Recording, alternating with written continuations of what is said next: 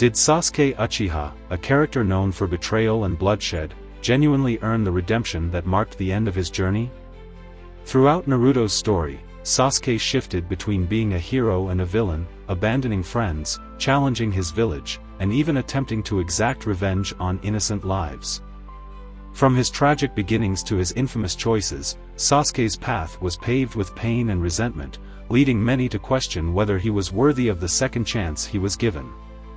Could Sasuke's redemption be a matter of forgiveness, or was it ultimately a reflection of Naruto's unbreakable belief in him?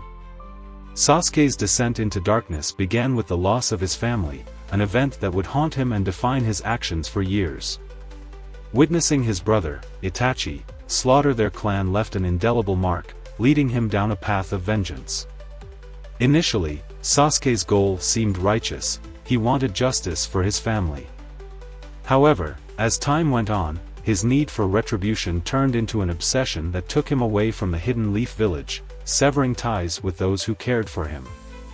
His alliance with Orochimaru, a known enemy of the village, was his first major betrayal, and this decision set a chain of events in motion that would test the forgiveness and patience of his friends, especially Naruto. Naruto's unshakable belief in Sasuke's goodness created a unique dynamic between them. As Naruto pursued his own journey to become Hokage, he vowed never to give up on Sasuke, despite the latter's descent into darkness. Naruto's bond with Sasuke was more than just a rivalry, it was a brotherly connection that defied the conventional black and white morality often seen in the shinobi world. For Naruto, Sasuke's redemption wasn't just about forgiveness, it was about proving that even the most lost soul could find its way back.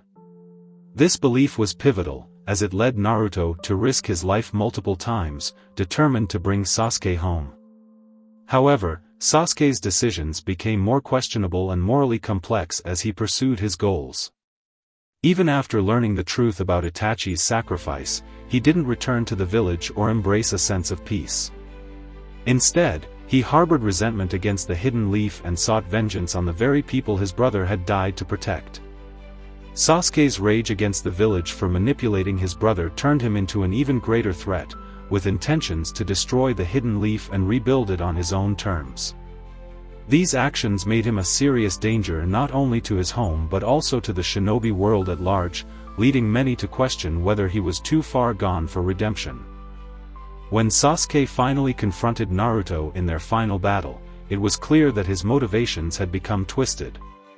His desire to sever ties with his past and eradicate any connections represented his belief that power could only be achieved by isolating oneself from others. Naruto, however, showed him that strength comes from bonds, not from severing them. After a fierce and emotional fight, Sasuke began to understand the value of Naruto's philosophy. He saw that his path of revenge had led him nowhere, leaving him empty and unfulfilled. This revelation marked the beginning of Sasuke's journey toward redemption, as he realized that his anger and desire for retribution had only held him back. After their battle, Sasuke admitted defeat and accepted Naruto's vision of peace. This moment of acceptance was pivotal, as he finally acknowledged the damage his actions had caused. Sasuke's willingness to turn himself in and face punishment was a critical step in his redemption. He understood that he would need to atone for his actions, a realization that highlighted his inner growth. Rather than seeking forgiveness from others, he began to seek forgiveness within himself, understanding that true redemption required responsibility for his past.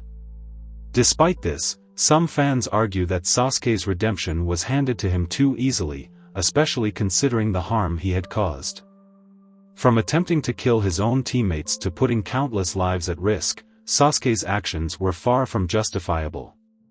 His redemption, in the eyes of some, seemed more a result of Naruto's unwavering hope than a complete transformation in his character.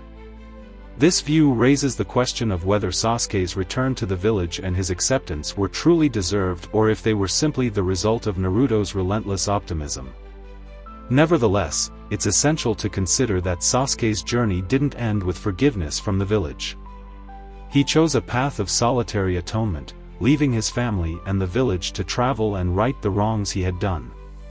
This self-imposed exile demonstrated his understanding that redemption was not a quick fix but a lifelong commitment.